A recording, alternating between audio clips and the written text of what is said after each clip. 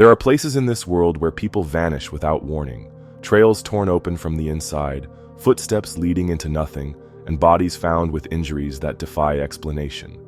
These aren't ghost stories. These are real. 9 hikers running barefoot into a blizzard with crushed ribs and missing eyes. An entire village that vanished overnight, fires still burning and meals left uneaten. Who or what took them? Why do the patterns keep repeating? And the biggest question of all, how do you disappear without a trace in a world that never stops watching? From mountains that break the laws of nature to forests where time and memory unravel, tonight we're diving into some of the most chilling and unexplained disappearances ever recorded. So grab a blanket, get comfortable, and let's step into the stories that history was never able to close. The Dyatlov Pass Incident. 9 hikers were found dead in the snow, their bodies mutilated, and their tent torn open from within. In the frozen heart of the Soviet Union, in the dead of winter, 9 young hikers disappeared into the mountains and never came back. When their bodies were found, scattered across the snow, everything about their deaths felt wrong. Their tent had been torn open from the inside. Some fled barefoot into sub-zero temperatures. One had a fractured skull.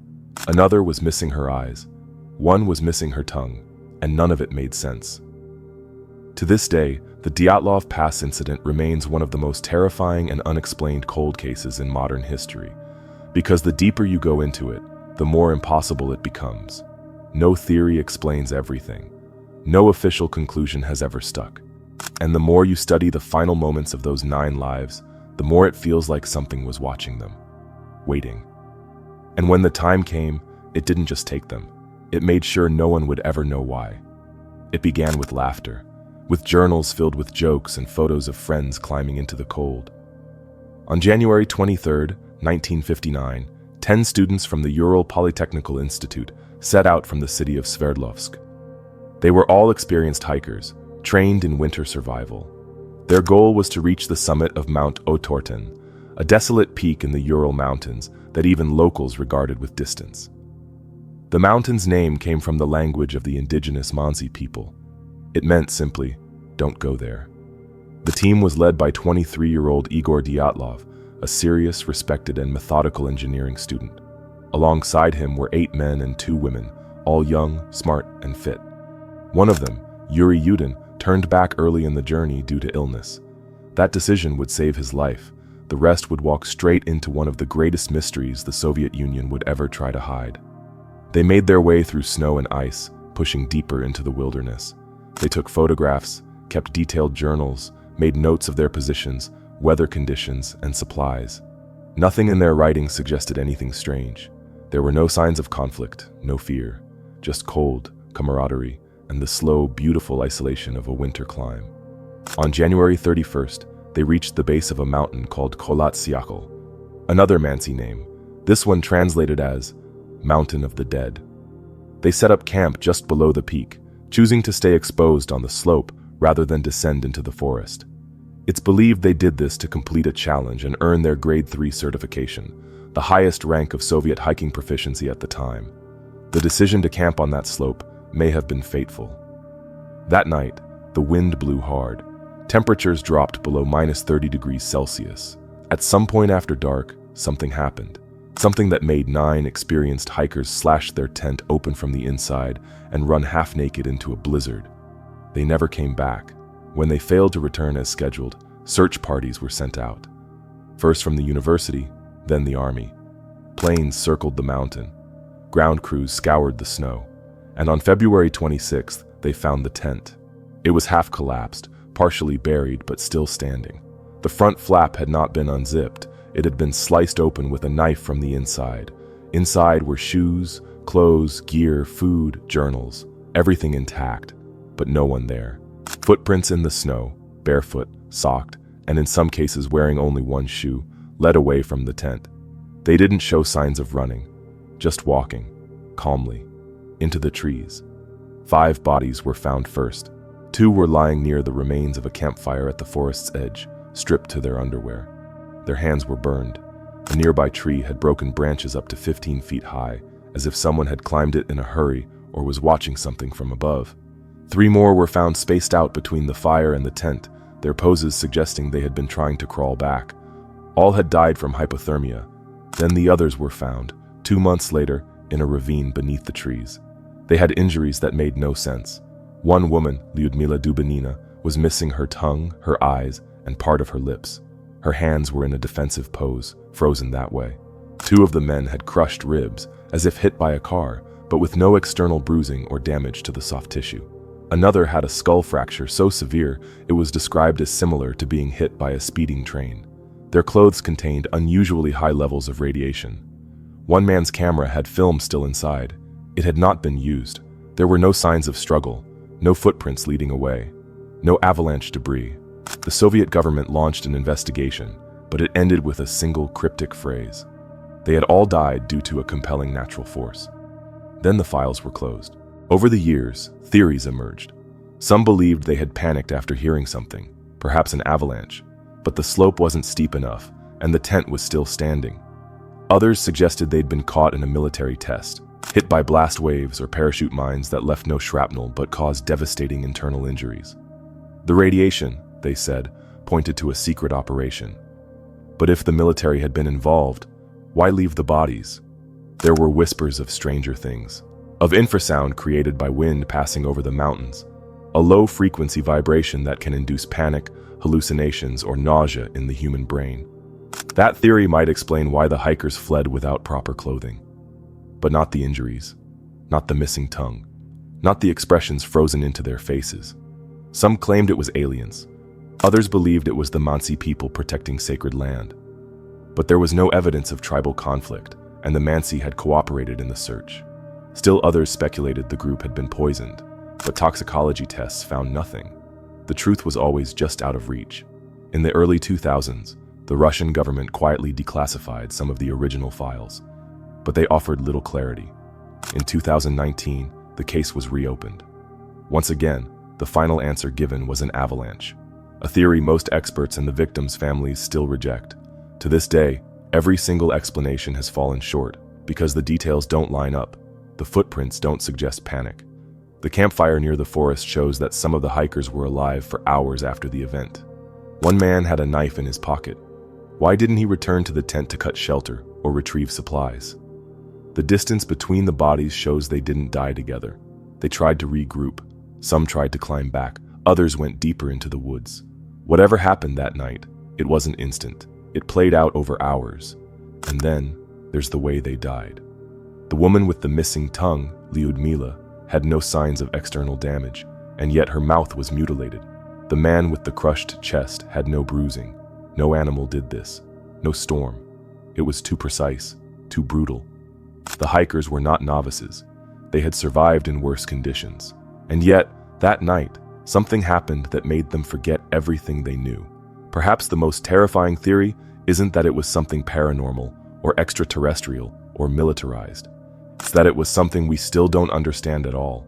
A force of nature, or of the earth itself, that slipped through the cracks that night, just long enough to be seen, just long enough to destroy. The mountain is still there, Kholat Shakal. The locals still avoid it. Visitors have reported strange lights in the sky, compass malfunctions, sudden feelings of fear. Hikers say they feel watched. Some say they've heard screaming through the wind. In 1960, just a year after the incident, another group of hikers tried to retrace Dyatlov's steps. They made it to the pass and camped near the same site. One night, just before sleep, one of them wrote in her journal, "There is something wrong with this place. I don't want to stay here." They left the next day. The Dyatlov Pass incident is not just a mystery. It's a silence that never stopped echoing. 9 lives were taken. None of them died together. None of them left a message. They froze where they fell, staring at something we can't see. And maybe that's the real horror. Because whatever it was that took them, no one heard it coming. No one saw it leave. And no one, not in 60 years of searching, has ever found its face. The Khamar Daban incident. Hikers who died under even stranger conditions than Dyatlov Pass hikers. She was covered in blood when they found her, soaked from head to toe, shaking, eyes wide. She wasn't injured, not physically, but she was broken. Valentina Utachenko had run for miles through the Siberian wilderness. Her friends were all dead. Some had choked, some had bled. One had run off screaming into the woods and never come back. It wasn't an animal attack. It wasn't a storm. She said they just went insane. In August of 1993, a group of 7 hikers set out into the Khamar Daban mountain range in southern Siberia near Lake Baikal. It was summer. The air was warm, the skies clear, the terrain steep but manageable. Their leader, Lyudmila Korovina, was an experienced survivalist and instructor who had trained many of the region's elite hikers. With her were 6 young adults, most in their early 20s, fit, healthy, experienced in the wild. Nothing about the trip was unusual, until it was. They hiked through rivers and valleys, taking photos, laughing, jotting notes in their journals. On the 5th day of the trek, the weather turned. Rain and wind howled down the slopes. Temperatures dropped, but the group was prepared. They set up camp near the foot of a ravine, surrounded by pine forest and jagged cliffs. No one was worried. They'd been through worse. Then something went horribly, inexplicably wrong. According to Valentina, the only survivor, it started with Alexander, one of the stronger members of the group. He suddenly collapsed, clutching his stomach and foaming at the mouth. His eyes rolled back. He began convulsing, screaming, bleeding from his mouth and ears. Then Tatiana started screaming too, not in pain, but in terror. She clawed at her throat, stumbled backwards, and collapsed. One by one, the others fell. Timur smashed his head against a rock in a frenzy. Victoria tore at her own clothes. Lyudmila, their leader, began to convulse violently, eyes wide in panic. Her face twisted into something Valentina described as inhuman. It all happened in a matter of minutes. They weren't freezing, they weren't starving, they were dying, fast, violently, and for no reason anyone could explain. Valentina ran. She fled the camp, barefoot and soaked, into the freezing forest. For 2 days, she wandered alone, lost, hungry, and in shock. She didn't sleep. She barely ate. At one point, she heard movement in the trees and thought one of her friends had followed her. She never found them. Eventually, she reached a group of kayakers on a nearby river. When they asked what happened, she said only one word: dead. Authorities arrived days later. What they found at the campsite was a scene pulled from a nightmare. 6 bodies, scattered across a ravine, in various stages of collapse. Some were face down in the mud. Others had blood pooling around their heads. Some had clenched fists. Some had broken bones from flailing. All had signs of internal bleeding and signs of extreme agony. But none had any external injuries. No animal attacks, no stab wounds, no trauma, and no explanation. An autopsy was conducted. The official cause of death was listed as hypothermia, a strange diagnosis, considering it was summer and the hikers had warm clothing and shelter. But the doctors added something else. Several of the hikers had signs of pulmonary edema, fluid in the lungs, and massive internal hemorrhaging, especially in the throat and skull. One had blood in their stomach. Another had a ruptured heart valve. Their faces were contorted in fear. Whatever had killed them, they had died in terror. Valentina's testimony only deepened the mystery. She described them going mad one after another, their eyes filled with panic, clawing at their own throats, speaking nonsense, screaming. It wasn't hypothermia. It was something else. But what? Theories began to circulate. Some said it was poisonous mushrooms, that the group had accidentally eaten toxic fungi. But none were found at the site, and Valentina had eaten the same food. She was fine. Others suggested contaminated water, perhaps from a nearby stream tainted by heavy metals or natural toxins. But again, only 6 of them died. Valentina drank from the same stream. Could it have been nerve gas? A leak from a Cold War-era military dump? The region had a history of secret Soviet operations. Maybe they stumbled onto something buried, but there were no traces of chemical weapons, no signs of skin damage or environmental contamination. Then, there are the stranger ideas. Some believe the hikers encountered a form of infrasound, low-frequency vibrations that can induce panic, nausea, and hallucinations. The wind, funneled through the mountain pass, may have created a frequency that triggered mass hysteria. But that doesn't explain the internal bleeding, the ruptured blood vessels, the terror on their faces. Others say it was altitude-induced psychosis, a rare condition where the brain, deprived of oxygen, begins to malfunction. But the Khamar Daban range isn't high enough to trigger that, and they weren't climbing, they were camping. Then there's the possibility of something ancient. The forests of Siberia are vast, untouched, and steeped in myth. Stories of creatures that live beneath the earth, of cursed places where the wind never blows right. Some Mansi tribes believe the land itself can reject intruders. What if the group wasn't just unlucky? What if they saw something they weren't meant to? Valentina survived, but she never fully recovered. For years, she refused interviews. She changed her name, moved away from the region, and rarely spoke of what happened. In her few public statements, she insists the group died of something unnatural, a force she still can't name. The official reports remain sealed. Some believe the full story has never been told, that what happened in those woods that night was buried, like so many other Soviet secrets. Today, hikers still visit the Khamar Daban range. The trail is considered safe. The views are beautiful, but some avoid the ravine where the bodies were found. They say the trees there feel wrong, that the air is still, and that at night, if you listen closely, you can hear screaming. The Khamar Daban incident is often compared to Dyatlov Pass, but it's different. In Dyatlov, the mystery is in the lack of clarity. In Khamar Daban, it's in the clarity itself, in the one survivor's chilling account of a descent into madness. 6 hikers, all dead, 1 walked away, and we still don't know why. The Bennington Triangle, place where dozens disappeared in the Vermont wilderness, swallowed by the forest without leaving a clue. In the southwestern corner of Vermont, nestled between the folds of the Green Mountains, there is a stretch of forest that the locals have always feared. Its trees are older than most remember. Its paths wind in ways that don't make sense. And over the years, too many people have entered it, alone, unprepared, or simply curious, and never come back. Some vanish in broad daylight, just steps ahead of a companion. Others are found months later in places that had already been searched. Still others are never found at all. What ties them together is not how they disappeared, but how quietly they were erased, as if the woods had decided to swallow them and keep the silence for itself. This place is known as the Bennington Triangle, a term first coined by Vermont author Joseph A. Citro, who noticed something others had only whispered about, that between the towns of Bennington, Woodford, Shaftesbury, and Glastonbury, strange things have always happened, and that whatever haunts these woods didn't begin in the 20th century.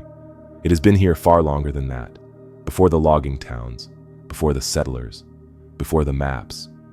Even the indigenous people, long before the colonists arrived, spoke of the land with unease. The local Abenaki avoided Glastonbury Mountain and the woods surrounding it, saying it was cursed, a place where the earth opened up and swallowed men whole. They told stories of a stone deep in the woods, one that could pull people into its depths if they stepped on it. Others believed the mountain was a place of ancient power, where the land did not follow the rules of the world outside. It was not evil, they said, just something else entirely, something that did not like to be seen. And over time, the stories kept coming. In the mid-1800s, the town of Glastonbury was born out of industry. Logging operations carved into the hillsides, drawing laborers and settlers into the dense wilderness. Rail lines were built, trees were cut, the mountains bled lumber and coal, but the land resisted. Heavy snows and harsh weather battered the town each winter. The soil was poor, crops failed, and by the end of the 19th century, Glastonbury was all but abandoned. The government eventually declared it unincorporated. No local government, no future, just a few rotting cabins and empty tracks that led into the dark. Since then, the area has remained nearly untouched. A few scattered camps, a handful of hiking trails, and long stretches of wilderness that stretch too far and too quiet. It is in these woods, under this silence, that the triangle lives. The disappearances began in earnest in the 1940s. The first was Mitty Rivers, a seasoned 74-year-old hunter who knew the area better than most. In November 1945, Mitty was guiding a group of younger sportsmen through the hills near Hell Hollow, an area just south of Glastonbury. At one point, he walked ahead of the group, disappearing around a bend in the trail. It wasn't far, just a minute or two. But when the others arrived at the bend, he was gone. They called for him, they searched. But there were no signs of struggle, no prints in the snow, and no clue to where he had gone. Search parties were launched, helicopters flown in. Nothing was found except a single rifle cartridge near a stream, possibly dropped by Mitty himself. But Mitty was never seen again. Exactly 1 year later, Paula Weldon, an 18-year-old student at Bennington College, set off for a solo hike on the Long Trail, which cuts through the heart of the region. She left campus in the early afternoon wearing a red coat and light hiking boots. She was last seen by a group of hikers just ahead of her on the trail. One man later said he saw her round a corner. He expected to catch up within minutes, but when he reached the bend, she was gone. A massive search was launched. The FBI became involved. Bloodhounds were flown in from New York, but they found no scent, no tracks, and no trace. Her coat, bright red, easy to spot in snow, was never recovered. Paula had disappeared in daylight, on a marked trail, just a short walk from the road. It was as if the forest had erased her. 3 years passed before the triangle took another. This time it was James Tedford, a 68-year-old veteran who boarded a bus in St. Albans after visiting family. He was returning to the Bennington Soldiers' Home. Several passengers later confirmed that James was on the bus shortly before its arrival in Bennington. His belongings were still in the overhead rack. His seat still carried the timetable he had been holding. But James was gone. No one had seen him get off. He had vanished between stops on a moving bus. The driver was baffled. The other passengers never noticed him leave. It was as if James had been lifted out of his seat while the world kept moving. In October 1950, the woods claimed a child. Paul Jepson, just 8 years old, vanished near his family's farm, while his mother fed pigs a few yards away. She turned her back for moments. When she looked again, Paul was gone. The boy had been wearing a bright red jacket. A search was launched immediately. Dogs followed a scent partway up the nearby mountain, then stopped. Not faded, not lost, stopped. As if Paul had stepped off the earth itself. Despite combing the mountain with hundreds of volunteers, no trace of him was ever found. Then came the case of Frida Langer, a 53-year-old woman who had been camping with family near Somerset Reservoir. On October 28, 1950, Frida and her cousin went for a short hike. She slipped crossing a shallow stream and returned alone to the campsite to change. She never arrived. When her cousin returned, the camp was empty. Another search began, this time involving helicopters, the National Guard, and dozens of volunteers. But weeks passed. Snow fell. The forest grew still. Frida had vanished, but unlike the others, Frida would be found. On May 12, 1951, her body was discovered in a clearing near the reservoir, an area that had been searched thoroughly before. No cause of death could be determined. Her remains were badly decomposed, and strangely, her body was found lying in the open. Searchers were adamant that the clearing had been empty during the original search. There was no way they could have missed her. It was as if she had been placed there long after she died. Those 5 cases form the core of the Bennington Triangle, but they are not the only ones. Over the years, dozens of other strange disappearances have been reported in the area. Hikers who went off trail and never came back, hunters who vanished without a trace, campers who left their tents for a walk and were never seen again, and always there are patterns. Unusual weather that rolls in just after a disappearance, dogs that refuse to track, areas that seem to warp direction and time, and the overwhelming sense, reported again and again, of being watched. Skeptics blame the rugged terrain, the unpredictable climate, the deep ravines and sinkholes that dot the mountain slopes. They point out that the region is remote, hard to search, and unforgiving in winter.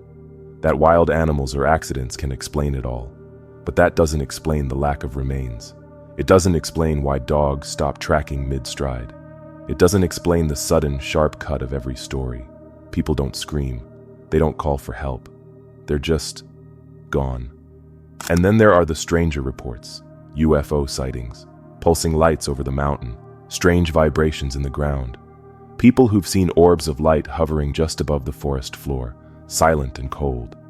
Some believe the area is a kind of natural portal, an anomaly in the Earth's magnetic field, where reality is thinner. Others point to the tales of the stone that swallows people, to stories of time dilation and disorientation. Some say the mountain has a consciousness of its own, that it protects its secrets, that it chooses who leaves and who stays. Even those who survive often return changed. One man, a seasoned hiker, said he spent only a single night camping near the old Glastonbury Trail and woke to find his watch running backwards. His compass spun uselessly. The woods felt warped, he said, like they were folding around him. He left before dawn and never returned. Another woman recalled standing in the clearing where Frida Langer was found and feeling suddenly sick, overwhelmed by vertigo, panic, and nausea. When she looked up, the forest felt unfamiliar, like it had shifted while she wasn't looking.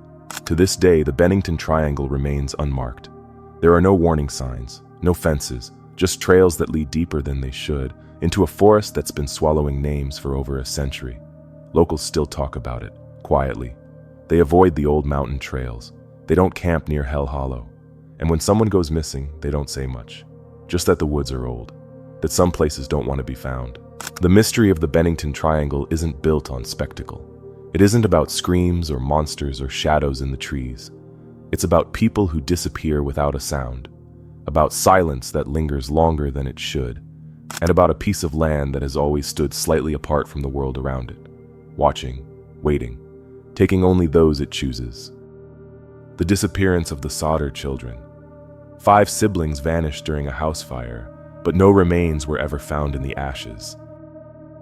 It was Christmas Eve, 1945, in the small town of Fayetteville, West Virginia. The Sodder family home, a large 2-story farmhouse just off Route 16, was full of warmth, food, and laughter. 9 of the 10 children were home.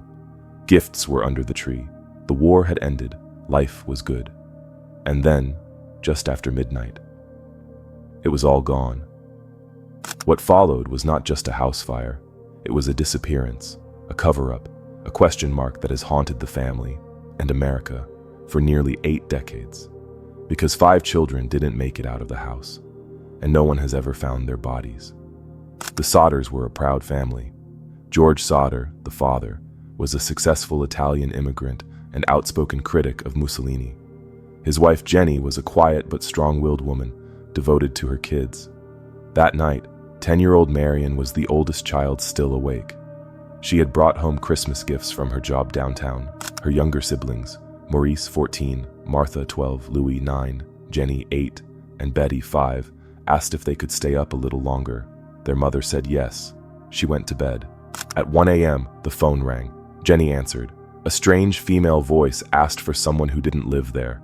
Behind the voice was the sound of laughter, clinking glasses. Jenny told her she had the wrong number. The woman laughed again and hung up. Jenny noticed the lights were still on and the curtains open. Strange, since Marion usually took care of both before bed. But she shrugged it off. At 1:30 a.m., she heard something hit the roof, a loud thump, then a rolling sound, and then smoke. The fire moved fast.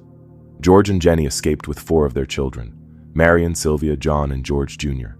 But the 5 youngest, who had been sleeping upstairs, were nowhere to be found. George smashed a window to try to reach them, slicing his arm. The stairway inside was already in flames. He ran outside to grab his ladder, but it was missing. He tried to start his coal truck to drive it close and climb to the 2nd floor. But neither of his trucks would start, even though they had worked the day before. They tried the water barrel. It was frozen solid. By the time the fire department arrived, 7 hours later, the house was a smoldering ruin. But there was no sign of the children.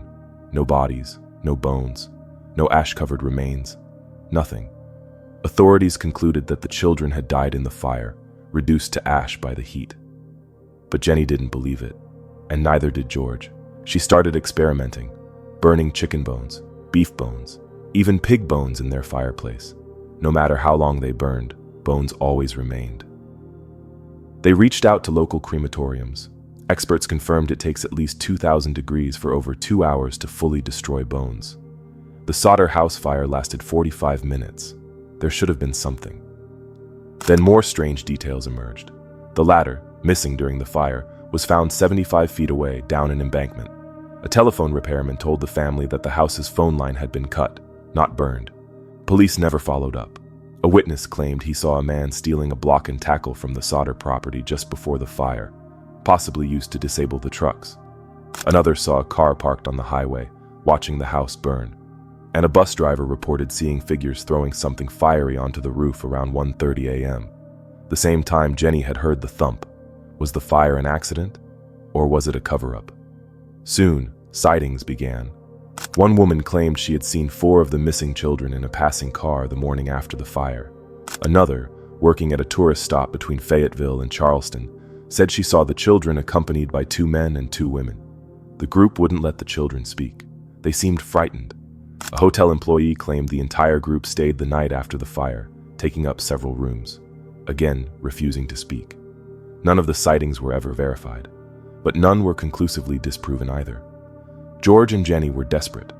They wrote to the FBI. J. Edgar Hoover responded personally, stating he believed the case merited federal investigation, but the Fayetteville police refused to cooperate. The FBI backed down, so George and Jenny launched their own investigation. They hired private detectives. They posted flyers across the state. And then, in 1952, they erected a massive billboard on Route 16 with the children's faces and the words, "What was their fate?" That billboard stood for almost 40 years. It became a landmark, a protest, a reminder. In 1968, more than 2 decades after the fire, a letter arrived in the Sodder's mailbox. No return address. Inside was a photograph of a young man in his 20s. On the back, a message, Louis Sodder. "I love brother Frankie, Elil boys, a 90132 or 35. The man in the photo resembled Louis, one of the missing boys. The family was shaken. They hired another investigator to follow the lead, but he vanished and was never heard from again. No one could confirm the identity of the man in the photo, and no one ever claimed responsibility for sending it. George died in 1969. Jenny followed in 1989. Until her death, she kept the photo on her nightstand, a mystery frozen in time. The remaining Sodder children grew old still wondering, were their siblings taken? If so, why? And by who? Many theories have surfaced. Some believe the mafia was involved, that George's anti-Mussolini stance made enemies. Perhaps the children were taken to force silence or as punishment. Others suspect child trafficking, a theory fueled by the sightings and the secrecy that followed. And still others believe it was a case of botched arson, a fire meant to scare that ended in tragedy, and a cover-up that grew out of control. But there is still no evidence and no closure. The disappearance of the Sodder children remains one of the most haunting cold cases in American history. It's not just about a fire, it's about 5 faces frozen in time, a billboard on a country road, a mother who never stopped hoping, and the unbearable silence left behind. Because sometimes the scariest mystery isn't a ghost, it's a missing child, and the questions that never get answered. Some of these cases may never be solved. The trails have gone cold, the evidence is gone, and the silence has lasted for decades. But the questions still echo. What really happened out there? Who or what was responsible? And how do people just vanish without a trace in a world this mapped, this modern, this watched? These stories remind us that even now, not everything adds up. Some places keep their secrets. Some mysteries stay unsolved. If you want to keep following the clues and stepping deeper into the shadows, make sure to subscribe. There's always another story, another disappearance, another strange event just beneath the surface. Thanks for watching. Until next time, stay curious, stay safe, and never wander too far off the path.